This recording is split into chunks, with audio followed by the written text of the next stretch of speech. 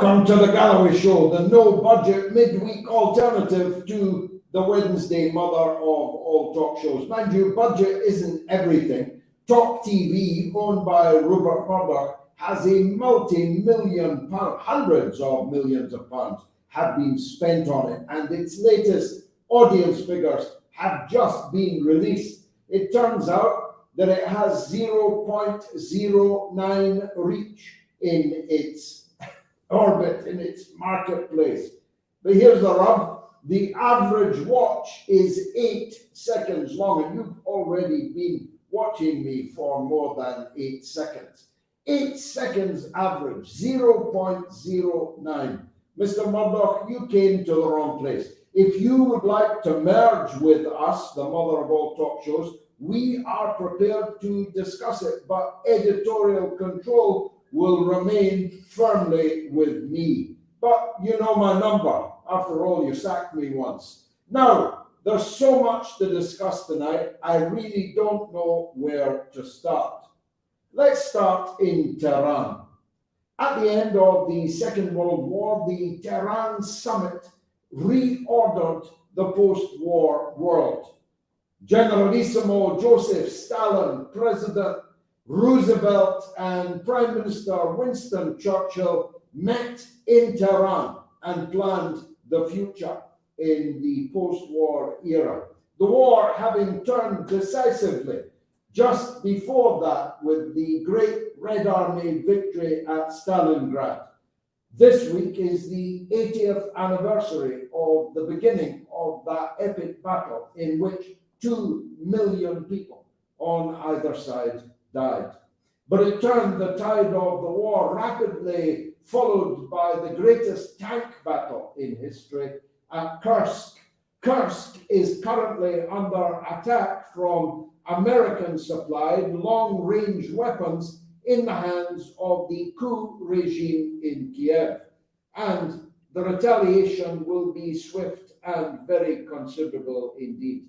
In fact, ex-Prime Minister Medvedev put it this way: if there are any attempts to attack the Crimea with these long-range American-supplied weapons, then it will be Judgment Day for everyone. So do pay attention when you hear the Russian leadership speak. Certainly they were in Tehran this week. A new summit to reorder the world is underway there, hosted by the government of Iran, which has survived decades of invasion, attempted occupation, attempted regime change, American attack, violent military attack, prolonged economic attack, using every satrapy in the region to be a knife stuck in the side of the Islamic Republic of Iran. It's still standing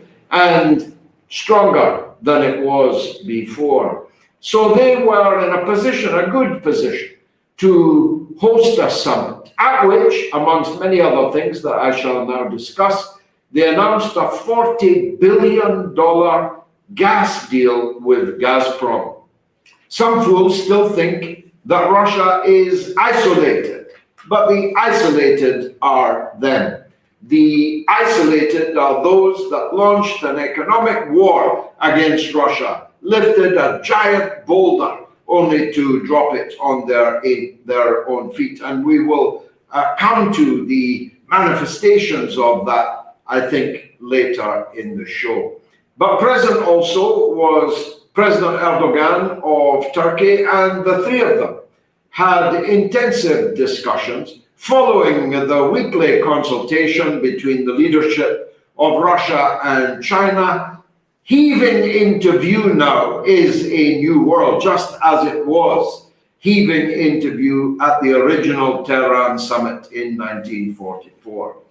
It's quite clear to those with eyes to see what that new world will look like. It will be a bifurcation of the world into East and West, although Australia and Japan are not exactly West, but they think they are West. They know neither whether they are fish or fowl, but they have decided to cleave to their Western overlords. The bifurcation will be East versus West, but there are key considerable differences between East and West, which were personified in the summit in Tehran. First of all, the vast majority of people in the world live in the East. I've given you this statistic before, but chew on it once more. The Shanghai Cooperation Organization, which virtually nobody, including journalists and broadcasters in the Western world, even know exists, contains within it more than half of the population of the world and more than half of the wealth of the world. And that wealth and population is growing. Something like 13% of the population of the world lives in the countries that define themselves as the West. And if you look at children, only 6% of the children of the world are living in Western countries, most of whom have falling birth rates, have a growing deficit in terms of their population. Not so the East. China is already the greatest industrial force power in the whole world. It is the #1 industrial manufacturing economy in the whole world. It will soon be, if indeed it is not already, the richest country in the whole world. The East is where all the vitally necessary resources are. It's where the oil is, where the gas is. And the very Saudi Arabia that President Biden was fist bumping in the other day was a series of Arab sheikhs micturating in the face of Joe Biden and telling him it wasn't raining. They were humiliating the American president, who went there cap in hand to beg for more oil production to bring the price of diesel and gasoline down in Western countries for fear of their governments falling over, like the government of Italy fell over this week, joining a whole list of other European governments that are in the process of being changed if they have not fallen already. Biden went there begging for more oil production and they told him no.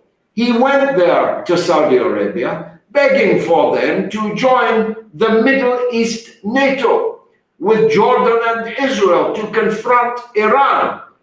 And the leadership in Saudi Arabia told them no.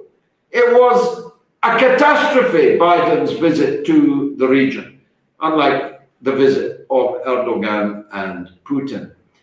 It was a catastrophe for two reasons. First of all, because Saudi Arabia is under new management, brute, murderous, blood-stained management, no doubt, but it is new management. And that new management can feel the wind. They don't need a weatherman to show which way the wind blows. They can feel it on their face, and they have turned their face away from the United States and towards the rising Eurasian power in the East. That's why Saudi Arabia is now trading oil with China in Chinese currency, RMB, cutting out oil as a part of the basis of the American dollar reserve currency, which it will very soon no longer be. That's why the friendship, we can call it that, between the Russian leaders and the Saudi leaders is so much more warm than the leadership friendship that was shown during Biden's visit. Indeed, it's said that when, if he ever did, Biden raised the murder and dismemberment of the American newspaper columnist Jamal Khashoggi, MBS, the Crown Prince of Saudi Arabia, had an answer for him, and it was two words: Abu Ghraib.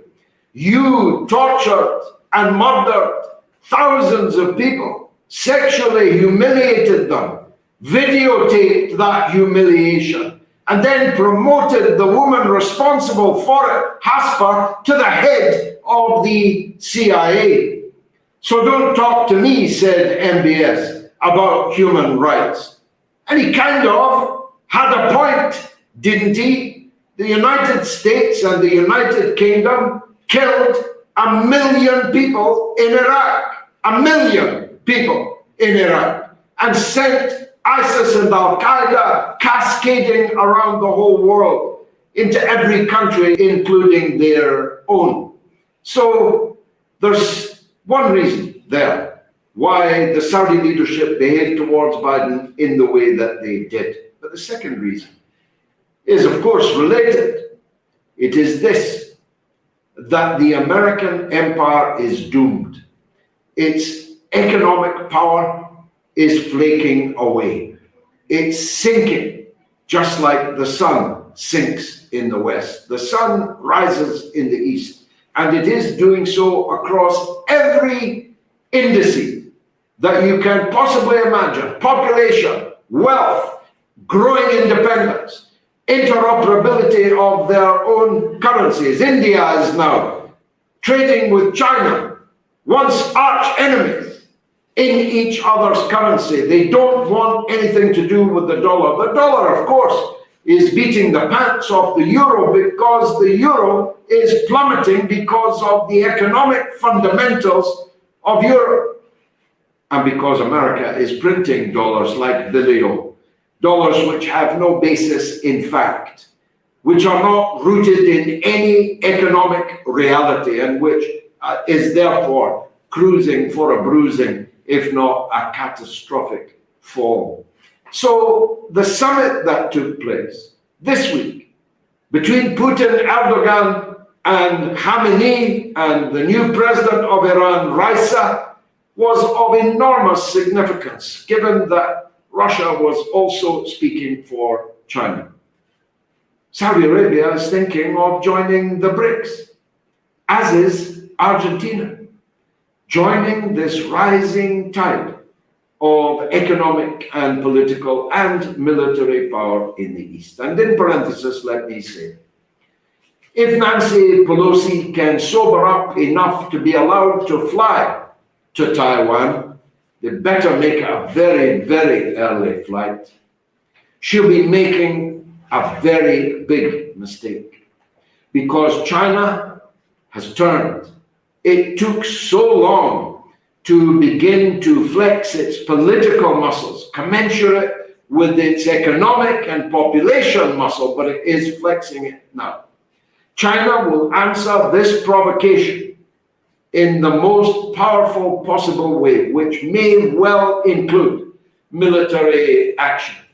It is, of course, a flagrant breach of the one China policy of the United States to send the leader of the House of Representatives to visit a renegade province of a country that you have declared is one country. Imagine if Texas were to declare independence and China sent high-ranking officials on a solidarity visit with them. Imagine if China were to pump weapons, including nuclear-capable warheads, into a renegade province of Texas, say, or California, or even neighboring Mexico or neighboring Canada. Imagine what the uproar in the United States would be. We'd already be in World War III. But that's what Nancy Pelosi, staggering up the steps, falling down them, no doubt, is planning to do in the very near future with Taiwan. And I warn them now that the Chinese response will be robust beyond their wildest imagination, it would appear, in Washington. Call it off, Nancy. Claim you've got a hangover, you always do, and tell them you're indisposed, unable to travel. So the war in the Ukraine continues to go catastrophically badly for NATO.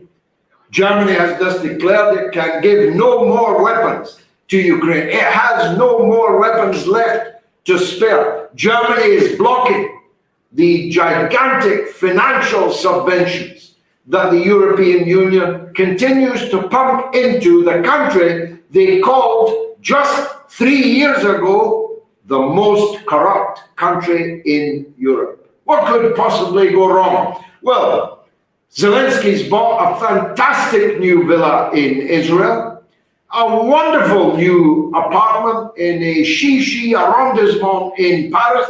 He's even bought property in London, as well as his 15 million beachside dwelling in Florida. He's doing well, as are the other oligarchs and plutocrats and coup merchants in Kiev. But the ordinary people, particularly the military in Ukraine, are taking a terrible, terrible beating, losing, according to the Polish intelligence services, whose report was, I think, deliberately leaked this week from Warsaw, losing 600 soldiers a day, leaving brigade after brigade with only officers left, because of course the officers are well ensconced as safely as they can possibly be, but the poor bloody infantry are losing 600 soldiers every single day. Now, they've got a big army. The Ukraine army is the biggest army in Europe. They never tell you that on the television. And of course, it is armed and trained by NATO. In fact, in my own country of Britain, there are presently thousands of Ukrainian soldiers training. I'm not sure they'll get back on the plane to Ukraine to join the battle, but that's what they are doing. In Germany, in France, in Britain, they're training. But the rotation of forces on the battlefield in Ukraine is increasingly of old men, of members of the public who've been hastily mobilized, the usual sweepings of the prison system in Ukraine, and no wonder. The attrition that is being wreaked on the armed forces of Ukraine is truly awful. I take no pleasure in it. Some people do. I see people exulting in big bangs, explosions that are caused by Russian weaponry on Ukraine. I'm not one of those. I never wanted this war. I want it to end. I opposed it when it began in 2014, when the coup regime laid siege to the people of the Donbass. I want the war to end, but it will never end as long as Zelensky is in power. Mr. Lavrov said today on the now banned Russian television station RT that the war aims of Russia have now advanced well ahead of the liberation of Lugansk and the Donbass. And of course, that inevitably is the truth. Because with these new long-term weapons in the hands of the coup regime, then the Russians, if they were to accept that, would be as well not to have made the special military operation in the first place. So they will not accept that. Then there's the issue of Transnistria, which continues to be threatened from the Ukraine and from the pro-Western government in Romania. Moldova should beware. The Russians will not sacrifice the hundreds of thousands of Russian people who live in Transnistria. So the whole of the coast will be taken by the Russian armed forces. And I believe this war will now continue until Zelensky is gone and until a government is in power in Kiev that will sign the necessary guarantees that it will not be a Western American NATO armed camp. And you can hardly blame the Russians for that. As a matter of fact, what they're now doing is entirely legal. It's legal under the Charter of the United Nations. It is now a self-defense operation because Western Ukraine is now tooled with weapons that can reach deep into Russia and has used them, including in Kursk this very day. It's a great pity that it ever came to this. It didn't have to come to this, and I wish that it had not done so. But it has, and it will now be, I think, pursued until the bitter end. Many of you didn't know any of what I have just said because you are force-fed an entirely bogus, utterly fake propaganda narrative in the Western media, and you are forbidden to watch or listen to the other side of the story. As it happens, I'm able to watch and listen to both. I can't tell you how, or I'd need to kill you. Let me turn now to the British political scene. I'm afraid that the terrible news that we all feared has arrived. The next Prime Minister of Britain will be a woman who dresses up in a dead woman's clothes. That's right, like Norman Bates, dressing up as his mother and sitting atop the stairs in a rocking chair in the Motel Inn cycle. A woman who thinks she's the reincarnation of Mrs. Thatcher, Liz Truss, is without doubt the next Prime Minister of the United States, the only one who could have beaten her and Rishi Sunak. Penny Mordaunt went out of the ballot today. That's the big news. You can pull the duvet over your head now and prepare for doomsday. Just as Bismarck is said to have written the word war on the telegram that informed him of the appointment of a new French foreign minister dedicated to war, Bismarck knew that war was coming, and war did come catastrophically for France. A point worth bearing in mind. Liz Truss has already declared war on Russia. She intends to change the regime in Russia. Never mind, win back all of the territory taken by Russia, not since February of this year, but since 2014. She intends to liberate the Crimea. She intends to change the regime in Moscow. She has no idea that Britain's armed forces could all fit into Villa Park in Birmingham, a middle-sized football stadium. She doesn't know that, but then she doesn't know much.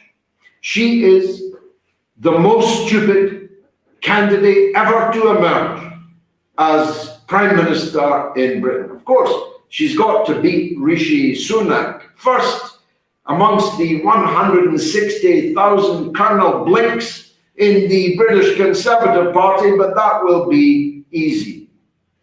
Rishi Sunak is not the kind of Johnny that these kind of Conservatives fancy much. He's too rich, he's too brown, and he's too woke. He is, in fact, a brown Blair. He speaks like Blair.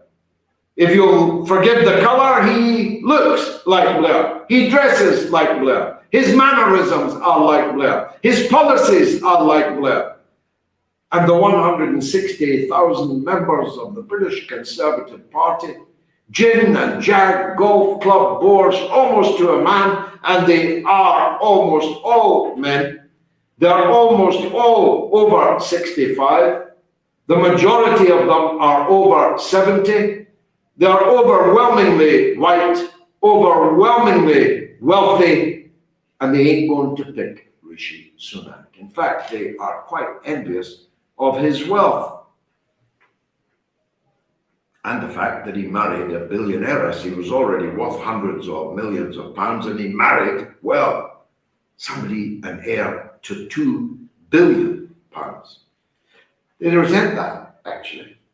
They hark back to a time when the British ruled India, not Indians ruling Britain, if you get my drift. He has no chance amongst that membership against a woman, literally, I mean literally, dressed up as Margaret Thatcher.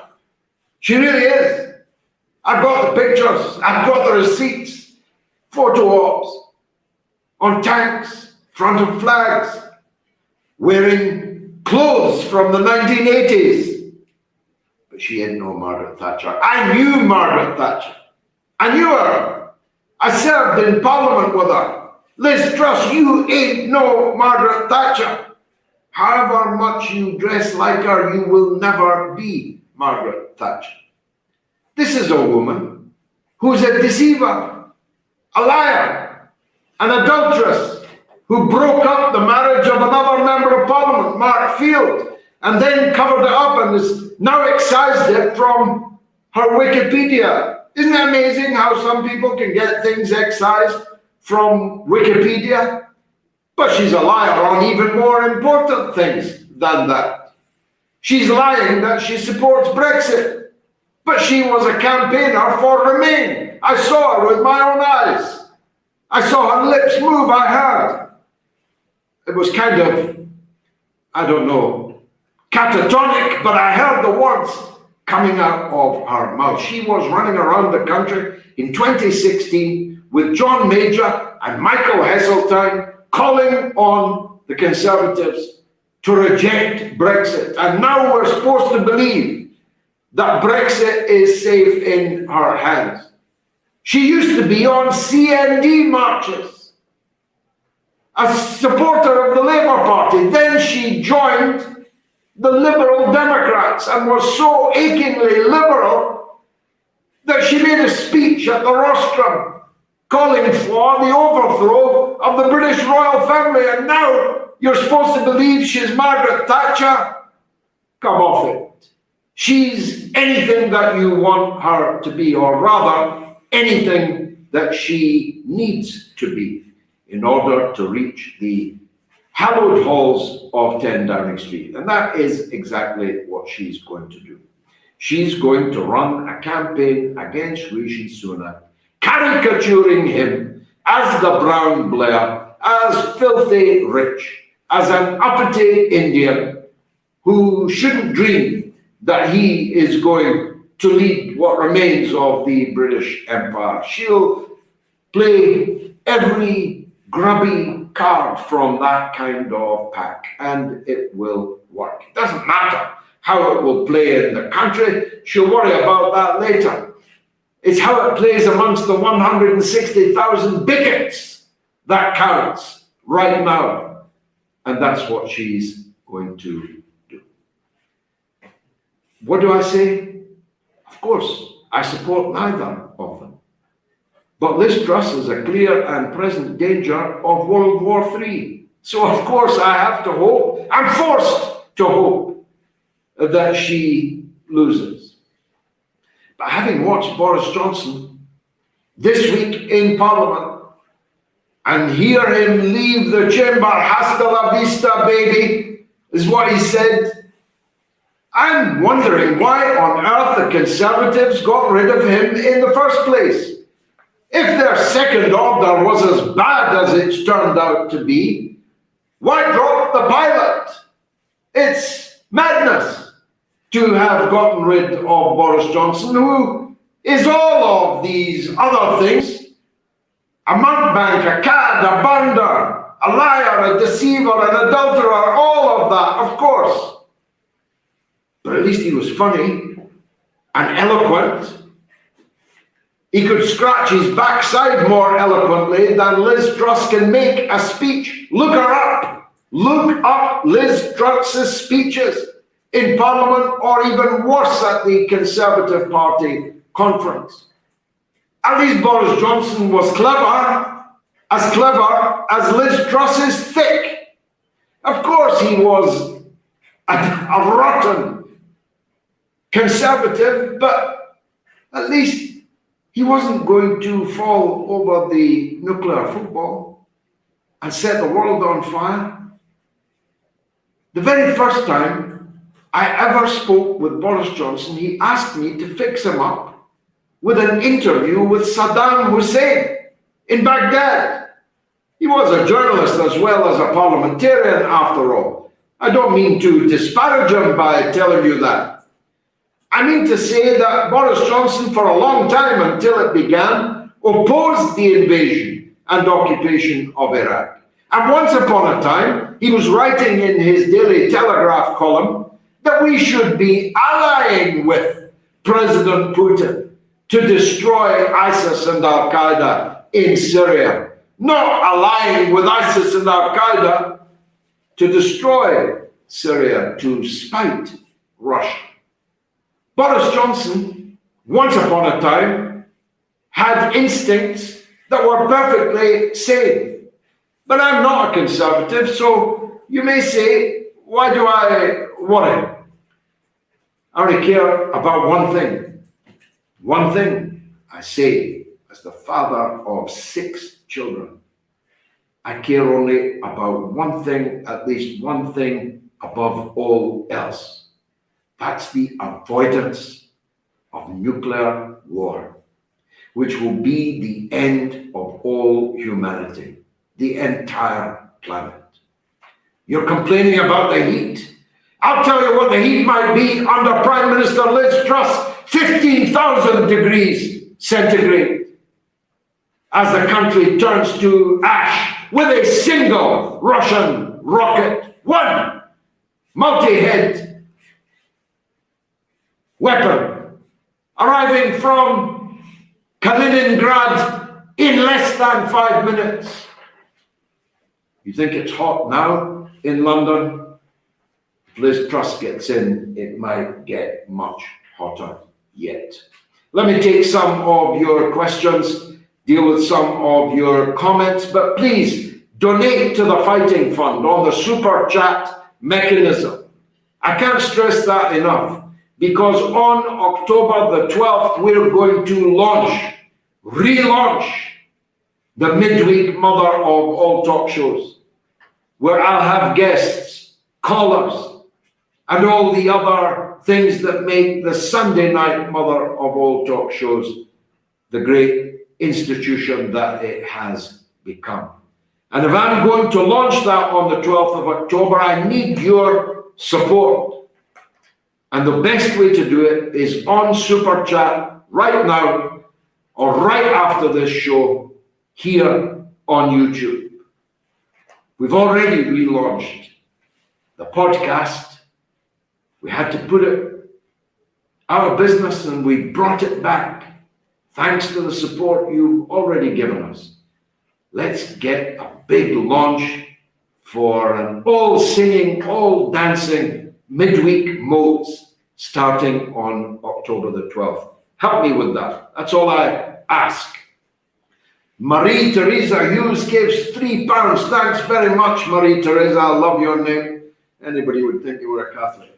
Let's see if there's any more. Andrew Holt, saw your show yesterday, George. I think it will be Liz Truss. She went to Cambridge University and did PPE politics, philosophy and economics. Well, standards must have slipped, Andrew, because if you told me that she'd attended the Polytechnic of North Rotherham and studied media studies, I'd have believed you. If she's the best that Cambridge University can now produce, philosophy, my God. Let's see what else people have got to say. Whackers, Liz Truss will 100% win. Rishi Sunak may have the votes of the MPs, but the sheer majority of polls show that Tory members vote Rishi the least and will thus vote Truss over him. Both are unpopular though. I agree with every word of that. Indeed mirrors what I've been saying in the first half hour of the show. L5 is on tour. Sunak is very confused, said he won't borrow to help the country. He printed billions because he locked the country down. Don't trust a banker with your well-being. Banker, he said. Banker. Let's see what else is coming down the pipe, Gayatri. This show is brought to you by me, Gayatri, and my 8-year-old son, Torah. I'm not making that up. We are here in a stifling hot room bringing you this show. Tonight, Helen Sutcliffe said, I can't even bring myself to vote on that dismal prospect. I understand that, Helen. Of course, the poll doesn't ask you what you want. It asks you what you think will happen. And it's overwhelmingly for Liz Truss. I haven't seen the numbers, but I'm absolutely sure. James S. Bunting says, is it just me? Everybody I know says, bring back Boris. Well, James, I would rather have Boris Johnson than either Rishi Sunak or Liz Truss. I wish Mr. Wilson could come back. He was the Prime Minister I loved the most. From 1964, let's go with Labour. At least he had some vision. He didn't realize it. He never got there, but at least he had a vision for revolutionizing Britain in the white hot heat of the technological revolution. These dullards. I just watched Liz Truss giving a speech about apples and melted Mowbray pork pies. And I'll tell you, I swear the entire audience had fallen asleep by the end of her grocery list. It was excruciating. She couldn't inspire anything, anybody. You wouldn't cross the road to hear her speak. I'm speaking too much. Let me get in some more questions, answers. Meh Ann says, George, don't you think Truss will give speeches better than Joe Biden at least? That's a pretty low bar. She's on a par with Joe Biden when it comes to speeches. That's how bad she is. I promise you. I see Biden has just said he's got cancer. Well, that would explain a few things. Monkey Boy says both PM candidates are more of the same Tory deception, only worse. A general election is needed to drain the swamp. Well, the party I lead, the Workers' Party of Britain, has been demanding a general election throughout this whole crisis. And we demand it still, but we're not in a position, pardon me, to force it. So what can we do? Let's see what else. Michael Kelleher says, George, I'm going to pay for my huge cost of living for the ego trip that NATO and the EU want us all to pay for a very corrupt Ukraine. Why should we? Not my fault. You're right, Mike. Our governments have brought our own economies to their knees in support of the most corrupt country in Europe, as described by them. Not 3 years ago. And we're doing it because of our ancient hatreds of Russia. We cannot accept that Russia has a leader that has got his country back up off the floor. We preferred it when it was lying drunk on the floor, getting its pocket picked by the very oligarchs we're now hunting down and sequestrating their assets. Now that Russia has a president that has brought back Russian strength, economic and military, and its self-respect and its international reputation in the wider world, not in the West, in the wider world. Though, by the way, I think a lot of people in the West kind of wish we had leaders like Putin. I think a lot of people think that. After all he's doing is looking after the interests of his own country, defending it, strengthening it. Would that we all had leaders that did that for us, don't you think? Anything else? Remborn gives £50. Remborn. Salute to you, brother or sister. Thank you very much indeed. That is really generous of you. Robert West gives £10. Thanks, Robert. How is the US and NATO going to react to Erdogan sitting in both camps? Will there be a regime change in Turkey? They've tried that. He must be a thorn in the side of the West at the moment. Wait till he vetoes Sweden and Finland joining NATO. Then he'll be a really big thorn in the side. Come on, Erdo, do it. Do it for the world. Lewis Talbot, £10. Thanks very much, Lewis. Love the show. Thank you for offering another perspective. You are one of Scotland's great public speakers. Second to only Ian Blackford. Thanks, Lewis. You forced me to read that out, but I did. Big Basil says, pan the camera down, George. We know you're sitting in the bath. I'm not sitting in the bath. It's actually not as hot where I am as it has been in Britain, but I have the benefit of a sea breeze Although Gayatri is presently sitting on a desk, waving a piece of flooring, flexible flooring, to create a breeze for me right now. That's how hot it is here in this box. She's shaking her head. She doesn't want me to pan the camera around and let you see that. But she's looking marvelous, by the way. Anyway, tell me what else is there. Sandy McDonald gives £5. Thanks, Sandy. Small contribution, George, not small at all, Sandy. Both the Conservative leader candidates are World Economic Forum stooges.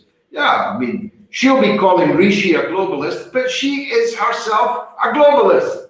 She's a creature of the same swamp, or she wouldn't have been campaigning for the EU in the 2016 referendum. That's if she's smart enough to even know what globalism is. I'm astonished to hear she was educated at Cambridge. Chica Boom Boom 2 gives $10. Thank you. George, keep doing what you're doing. Hope you get more support. Me too, Chica. Thank you very much, though, for your kind donation to the Fighting Fund. OP gives €4.99. Thanks, OP. Thanks for everything, George. From Baila at the Clyde. How have I said that properly? That's Irish for Ireland. I wish we could have someone like you here. Well, my mother is Irish, and I have thought from time to time, maybe have a run for the presidency. It's elected on an all-Ireland basis. It's purely ceremonial, but symbolic. I'm probably too young for that. Let's see what else we've got. Rainbow says, I hope Rishi gets in because Liz Truss will bring us into World War III. Well, I've got to hope the same thing. Imagine me hoping for the Brown Blair to get in rather than the Norman Bates's mother character. For those of a younger age, you need to look up Psycho, Norman Bates and his mother in the rocking chair. You'll thank me. Jeanette Hope says, what you're saying is so true, George. That's why the world is on the brink of nuclear war.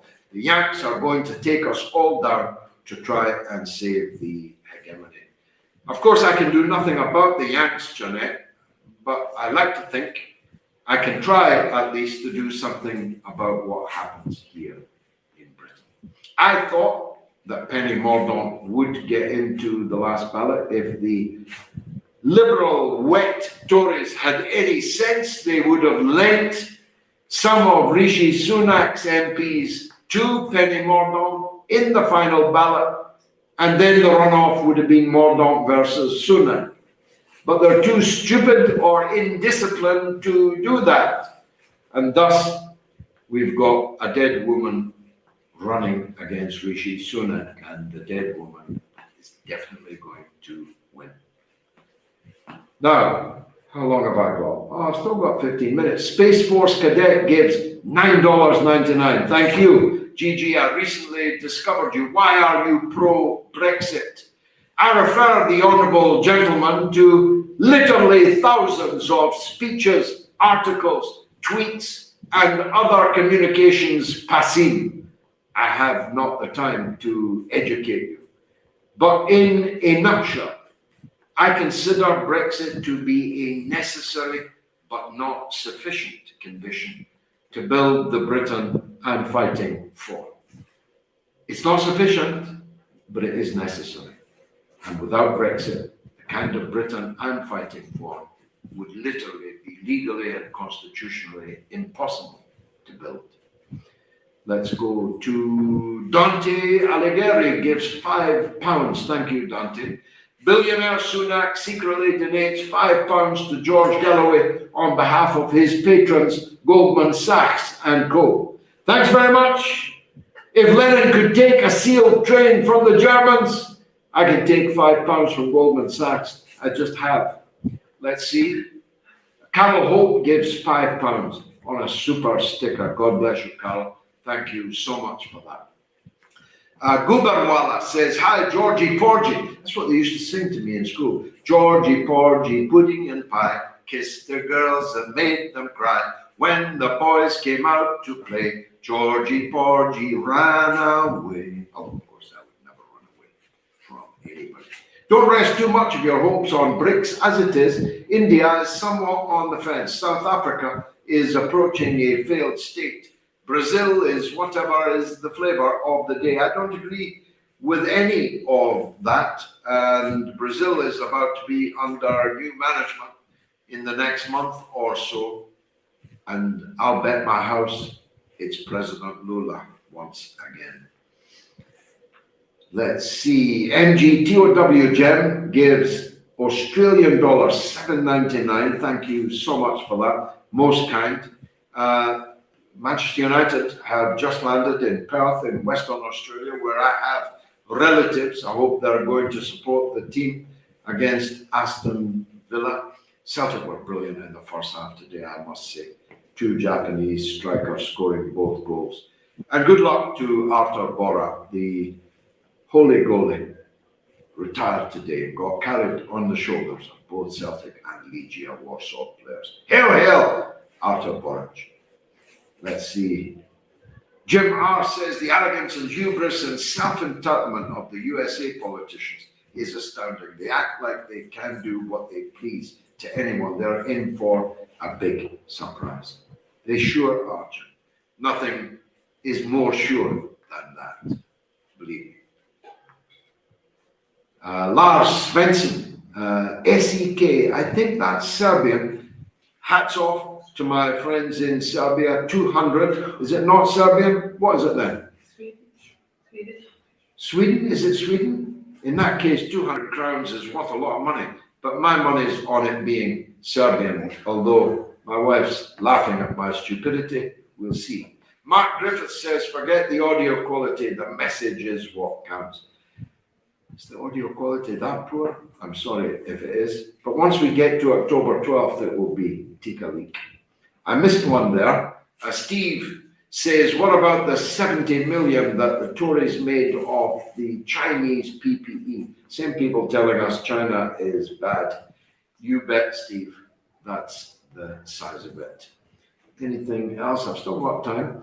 Navdas1 says, what is the future of the US dollar? Well, given that China holds more US dollars than the US Treasury holds, given that its entire position as the world's reserve currency is rapidly coming to an end, based post-Bretton Woods on it being the currency in which oil was traded, that is less and less true. Russia is trading its oil and gas in anything but US dollars. It will never trade in US dollars again. India is trading with both in their own currencies. Iran is trading with both in their own currencies. Venezuela getting back up to its feet with the rise in the oil price and the reduction in US sanctions is also trading in anything but US dollars. So its entire position is endangered. Inflation is run away like a runaway train in the United States, as indeed it is here in the United Kingdom, where it is 10% and rising. The currency is a busted flush. Not today, not tomorrow, not even next year, but in the medium term, the US dollar is a busted flush. Let's see. Matt gives 10 euros. Thanks very much, Matt. Appreciate it. German Foreign Minister Baerbock from the Greens said, if Russia does not receive a serviced gas turbine from Canada, the government has to face riots. The green aristocracy is grounded by reality. You're absolutely right, Matt. The Nord Stream 1 cannot continue to pump gas to Germany and Europe because it needs urgent maintenance. Canada is refusing to release a vital piece of equipment without which Nord Stream 1 cannot function, and therefore the entire cessation of Russian gas to Europe, and in particular to Germany, which depends on Russian gas for 50% of its supply, is in real danger. And the so-called Greens and the so-called Social Democrats in Germany are well aware that, like Draghi in Italy, they're going to be dragged off the political stage very, very soon. in civil disorder in Germany if this cannot be fixed. Any more? Corona 592 gives £5. Thank you. RIP Eric, the inspiration to us all, the tireless Assange campaigner. He was a guest on the mother of all talk shows. He passed away today. RIP Eric. I'm very, very sorry to hear that news. Old Eric, well over 90 years old, was one of Julian's most indefatigable supporters and campaigners, and it is heartbreaking to learn from you that he will not see the release of the great Julian Assange. Eric was an indefatigable campaigner into his 90s. Let's hope we can all replicate that and make him our example. Sorry to hear that news, very, very sorry. Doggy Dude 98 gives £5. I'm a big fan, George. I'm astounded that the two worst candidates are the two options. You're right. They pretty much were. Well, maybe not. Maybe Zahawi was the worst candidate. We'll be carting him off to jail rather than 10 Downing Street if some of the stories about him are true. Yubidu 100 gives £20. I'm very grateful to you, sir, for that. Sir or madam. Thank you indeed. Joseph Gunn gives £4.49. Thank you, Joseph. Would you ever vote for the monster raving loony party, in particular for Lord Buckethead? Yes, rather than Liz Truss. That's how bad Liz Truss is.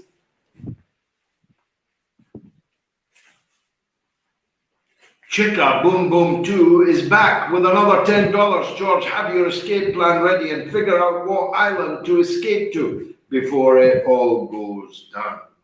I already have. I've got an escape plan that will take me to outer Siberia. That feels like quite a good option right now in this heat. I've got to tell you, Teresa Kelly, my dear friend in the United States, gives $10. She says, I usually donate only on Sunday shows, but your voice is now needed more than ever due to warmonger Truss's craziness escalating. So I'm escalating my donation to the best opposition voice in the UK. Thank you. God bless you, Teresa. Don't leave yourself short, darling. If you can afford it, keep donating. But if you're going to leave yourself short, please don't do that. There's thousands of other people that haven't donated anything yet. Alberto Macatia gives £5. Says, I'm absolutely certain Truss has no idea about the nuances of the Taiwan situation and the one China policy. It is not analogous to Ukraine at all. You're absolutely right on both counts. And it's absolutely certain that Liz Truss knows nothing about Taiwan. She should stick to apples and pears, about which she can speak ad nauseum. Verlin gives €5. Thank you very much. Do you think a war is imminent between Hezbollah and Israel over gas in Karif? I did think so. I don't think so right now, but you can never rule it out, of course. Israel is trying to steal Lebanon's oil and gas, and Hezbollah are the only power that can stop them.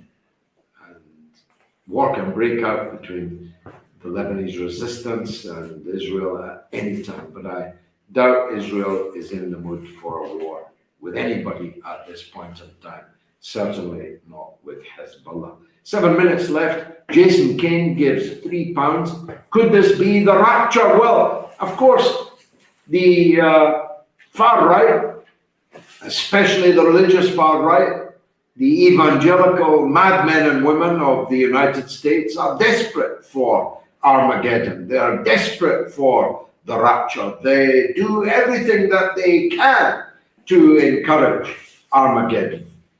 Not because they love Jews, by the way, because, of course, their version of the rapture is that all the Jews must convert immediately to Christianity or be put to the sword. So don't confuse it with any love for Jews or Judaism.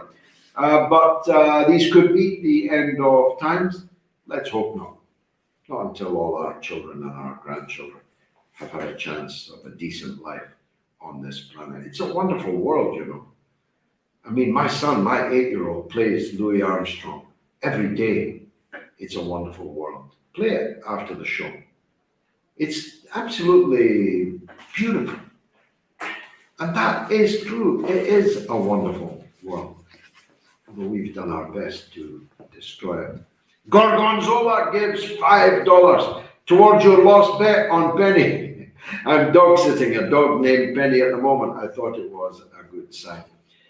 I had £100 on Penny Mordaunt at 40-1, which would have netted £4,000, which would have paid for my entire holiday. And these Tory MP swine just robbed me of it.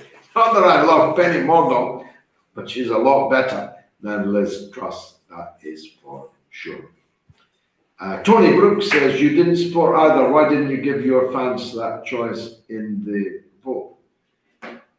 I don't support either, Tony, but they're the people in the ballot. The poll is who's in the ballot. These are facts. You can't live somewhere else. You can't live sometime else. You have to live now and here. And here, the choice is Rishi Sunak, which 38% of you think will be the next PM, and Liz Truss, whom 62% of you think will be the next PM. It was a big vote as well. Well over 2,000 people voted across the piece, and Truss won it big time. Have I got time? Yeah, I do. Jim R, $10 US. You're a great man, Mr. Galloway. I admire you very much. Thank you for what you do. Thank you, Jim, very kindly for those words and that donation. Sandy McDonald gives £5, a small contribution. It's not small, Sandy. Both the Conservative leader candidates are WEF stooges. I feel sure that I've read that message before. Does that mean I've run out? No, Rubber Sausage gives £4.49. Thank you, Rubber Sausage. Looks like Thatcher, sounds like Thatcher, scratch the surface, she's a fraud. Well, look then, I knew Thatcher well. I was up close and personal with Thatcher. I sat watching her final speech at the dispatch box. I'm enjoying this, she said, as indeed she might. She was capable of wiping the floor with all parliamentary rivals, either on her own side or on the opposition side. And she did regularly wipe the floor with them. I hated, despised Margaret Thatcher. I consider her to have been a vandal, a Goth, a barbarian, who knew the price of everything and the value of nothing. But I would never dare to suggest that she was nothing, a cipher. She knew how to win power and how to use it. She ruthlessly exercised power in the interests of those she served, which were, of course, the rich and powerful, neoliberal economics at home and imperialism abroad. She was a giant of British politics. Liz Truss is a midget, Maggie. She really is a dwarf compared to Margaret Thatcher. And though she has swept the vintage stores for Mrs. Thatcher's clothes, she is not, in fact, fit to carry her handbag. And neither is Rishi Sunak. Although I could see him carrying Mrs. Thatcher's handbag. Truth Thatcher gives £10. Thanks for keeping us all informed, George. Thank you. Now, Leslie Watts, $10 Australian. Thank you very much, Leslie, for that. Don't forget to support the Celtic at the weekend. Susie gives $20 American from the klepto corporatocracy, so-called USA. Love to the Galloway Show. Susie Q, thank you very much. That's the last we have time for. But I'll be back on Sunday at 7 p.m. UK time with the mother of all talk shows, and it will last 1.5 hours this time. And pretty soon we'll be back to the full 3-hour show. Thanks for watching the Galloway Show. Join me for more and spread the word, will you? Because I'm being algorithmically strangled by all of these platforms. Oh yeah, Gayatri reminds me, half of the people, almost, that watch this show have not yet subscribed to my YouTube channel. Please do so. Not just because it puts my numbers up, helps my algorithm, but because if you click the bell, you'll get a bell every time I'm coming on air on YouTube. I think that's worth doing. 44% of you in this audience have not yet subscribed. It costs you nothing. Just press the subscribe button, please, will you? I'm already out of time. Good night from me, from Gayatri, and from Torren Galloway, Torrenaldo as he is otherwise known. Watch out for him. He'll be playing for the Celtic and United one day, God willing.